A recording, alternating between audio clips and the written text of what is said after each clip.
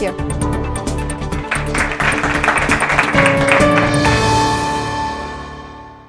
Hi, my name is Siobhan Gee. I am a theater major at Cal State Fullerton and a freelance entertainment rigger.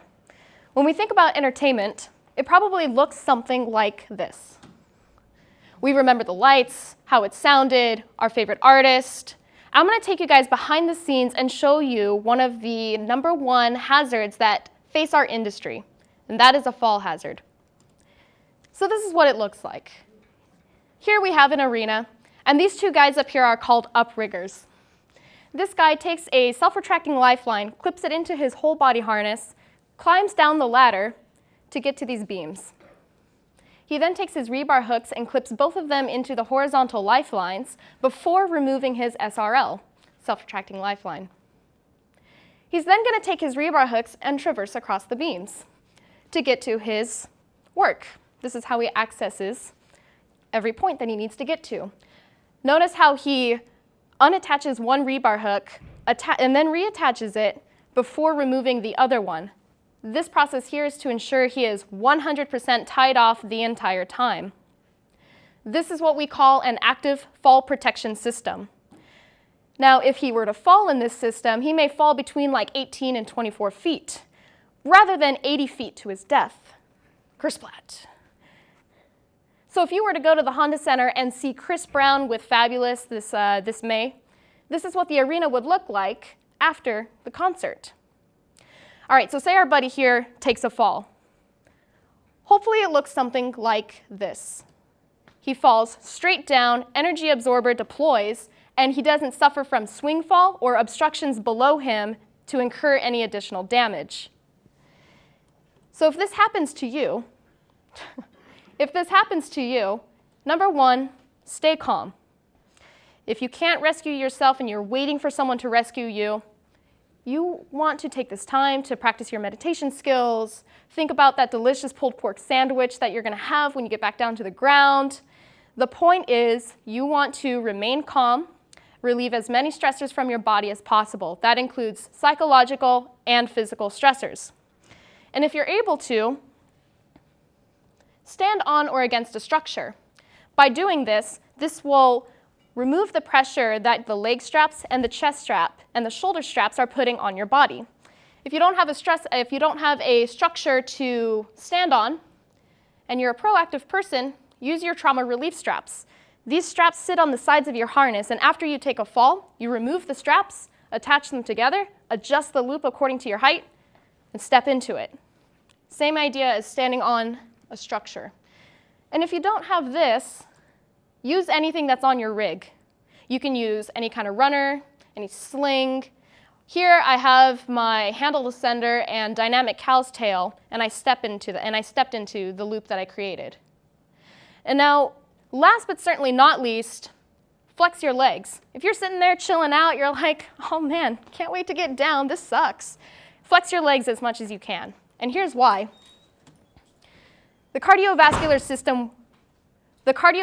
system works like this. Your heart pumps blood out of the pulmonary artery, and the blood gets to your lungs, so it receives oxygen. Oxygenated blood returns to the heart, gets pumped out of the aorta, and then distributed to the rest of the body. The brain, vital organs, and tissues in your muscles extract that oxygen from the bloodstream, and then your blood needs to return to the heart and do that whole cycle all over again. And that return is called venous return. Blood leaving your heart experiences its highest amount of pressure, but the blood that is in your legs relies on a secondary system because it's experiencing the lowest amount of pressure. That secondary system is a skeletal muscle pump system. Now, the muscles contract around your deep leg veins, which forces blood to go through one-way valves. These bicuspid flaps open to let the blood pass and then close to prevent regurgitation. And this is why it is extremely important to flex your legs. Studies have shown that by doing this, it prolongs your symptom-free suspension time by twice as much. And by symptoms, I'm referring to orthostatic intolerance. We all understand it as what happens when your blood starts to pool in your legs. But let's break it down. So you're in a harness. You're in a still upright position. Now this causes your muscle pump system to not work as well. There aren't as many involuntary muscle contractions around your deep leg veins. This causes blood to pool in your legs, which reduces the venous return back to the heart, which causes a reduced cardiac output. And then you have a sequestered blood volume. Because it's all in your legs and it's not distributed through the rest of your body, you do go into a type of hypovolemia. This causes your heart rate to beat at an abnormally slow rate and your blood vessels to dilate, which causes low blood pressure. And your body's natural response to this is to pass out. You're watching America's Funniest Home Videos, and you're watching the best man pass out in the middle of a wedding ceremony. It's hilarious. We'll watch stuff like that all the time. But that is a classic example of orthostatic intolerance. So here are some of the symptoms. And as an at-height worker, it is really important to be able to recognize what goes on with your body and how to see, all right, there's my buddy. Okay, I see he's starting to feel, some signs of orthostatic intolerance. Time to rescue him. Now, the reason your body wants to pass out is it wants to go into a horizontal position so that it can restore the blood flow to the rest of the body and get oxygen to your brain, to your vital organs, and your muscles. You may be wondering, how long does it take before I feel these symptoms? Well, Camp Safety partnered with the University of Milano Bicocca on a project called Sospesi, which is Italian for suspended. And in this study, of the 40 healthy volunteers, they found that the average suspension time was 29 minutes. Some people felt the symptoms in as few as a couple of minutes, and some people lasted almost an entire hour before they needed to be lowered from their passive suspension test. In a study in 1987, they also did a passive suspension test. Not this group, but a different group did a passive suspension test. And of the 13 volunteers, in a whole body harness, the average suspension time was just over 14 minutes. The reason for that is harnesses today, and this lab report's from 2012, harnesses today are a lot more comfortable than they were in 1987.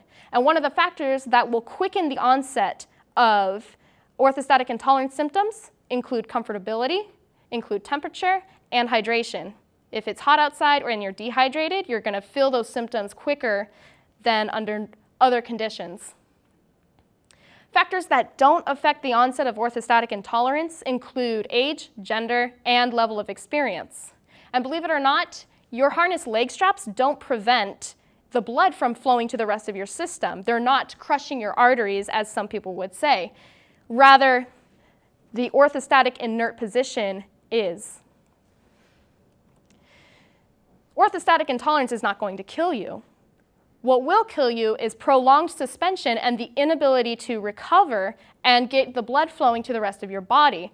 So what happens in prolonged suspension is your body will eventually go into hypovolemic shock, and you'll suffer from hypoxia, which is a decrease in oxygen going to the rest of your body. This can cause major organ damage. It can cause permanent or failure to the kidneys, heart, or lungs. Tissue hypoperfusion can eventually lead to a condition called rhabdomyolysis. Rhabdomyolysis is when your muscles don't have the oxygen that they need, so the tissues start to break down. And when they break down, they release toxic chemicals going through your bloodstream, like a huge increase in potassium. But your muscles are tolerant of 3 to 4 hours of sequestered oxygen levels before they start breaking down. So if you have a rescue plan and you're able to rescue someone in 15 minutes, hell, even 30 minutes, this should not be a problem. But hypoxia can also lead to cardiac arrest. Now, any of these conditions are scientifically known possible causes for death in this situation. But industry professionals will talk about a theoretical cause of death. I'm referring to rescue death. Rescue death is based around the concept of reflow syndrome, which means that it is a fatal condition supposedly caused when stagnant pooled blood in the legs is allowed to rapidly flow back into circulation. So when we rescue someone, we are told that you are supposed to put them in a semi-recumbent position and then slowly put them in a horizontal position after 30 minutes time. Because the idea is that if you put them in a horizontal position too quickly, the blood will rush to the heart and cause acute volume overload and toxic recirculation of the blood, which will cause cardiac arrest and death. Okay, whoa. I want to put your attention to the word supposedly. It's in bold. That's really important. We'll get into why. So rescue death the concept came around at a conference in 1972. And then this idea of reflow syndrome was echoed in a harness suspension review by Paul Seddon in 2002. But the important thing to realize is rescue death is theoretical. Reflow syndrome is theoretical. Have there been any other review articles or studies since this article in 2002? Yes, there have. 2006, 2008, 2009, 2011. So all these articles say the same thing, and that is this. There is no scientific evidence or case studies that prove that reflow syndrome is an actual medical condition.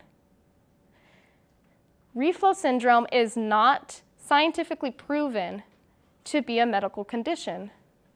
This is really important. Now, I'm going to go ahead and read something from Dr. Roger Mortimer. He's a family practitioner in Fresno. And in his great article called Risks and Management of Prolonged Suspension in an Alpine Harness, he says, "Not laying a person down is a choice of avoiding a theoretical risk of cardiac arrest in favor of an ongoing and certain risk of hypoperfusion and hypoxia. Not laying a person down is a choice of avoiding a theoretical risk of cardiac arrest in favor of an ongoing and certain risk of hypoperfusion and hypoxia." So let's address this question. When you rescue your partner, when you rescue your buddy, do you put them in a semi-recumbent position, or do you put them in a horizontal or recovery position? As a rigger, I've been told that anyone released from immobile suspension should be kept in a sitting position for at least 30 minutes to stop the flow of stale blood, but keep enough trickling to the brain to keep the person alive. And I've even been told that we should prevent EMTs from interfering with this 30-minute process. So let's go back to the cardiovascular system. It's a closed loop. If you have stale blood in your legs, unless you perform a blood transfusion in the 30 minutes time that you're dicking around, that stale blood is going to remain stale. And what you need to do is get the blood back to the lungs so it can get oxygen to the rest of your body. Because otherwise, you're just prolonging the effects of hypoxia. And as far as acute volume overload, I mentioned before that blood in your legs experiences its lowest amount of pressure. And at this point, your heart is beating at an abnormally slow rate. So it's not like unkinking a garden hose and then suddenly the blood is going to rush to your heart. If anything, your blood vessels are going to reinflate to their normal size. And again, there just is no scientific evidence or enough case studies to suggest that reflow syndrome and acute volume overload is an actual medical concern. And in the UK, they tell their people to put the person who has suffered from suspension trauma in a horizontal position. I think the I think the United Kingdom Health and Safety Executive got this right. And that is, we should stop telling people to prevent EMTs from doing their job and put our people in the horizontal or recovery position. So when you rescue your buddy, put them in the horizontal position. Encourage blood flow to the heart, muscles, organs, and brain. Go through the ABCs of first aid. Check their airway, check their breathing, check their circulation. If they're responsive, great. Put them in the recovery position as shown here. If they're unresponsive, then administer CPR, use an AED, and if you have oxygen available, administer it. And then when the EMTs show up, let them do their job. I think it's unacceptable to tell anybody that they should prevent a medical practitioner or anybody in the medical field to not do their job, especially in an emergency situation. With that, be sure to call emergency medical services and keep record of the entire event as it happens. It could be the next case study. Now, not everybody in this room is going to ever have to deal with this situation, right? Okay. So what I want everybody to take away from this presentation is this. If you're planning a big event for breast cancer awareness, or you're doing a Vegas weekend getaway with your buddies, think of the worst case scenario. Have a contingency plan, and I encourage everyone in this room to get their certification in CPR and first aid. My name is Siobhan Gee, and I thank you for your time.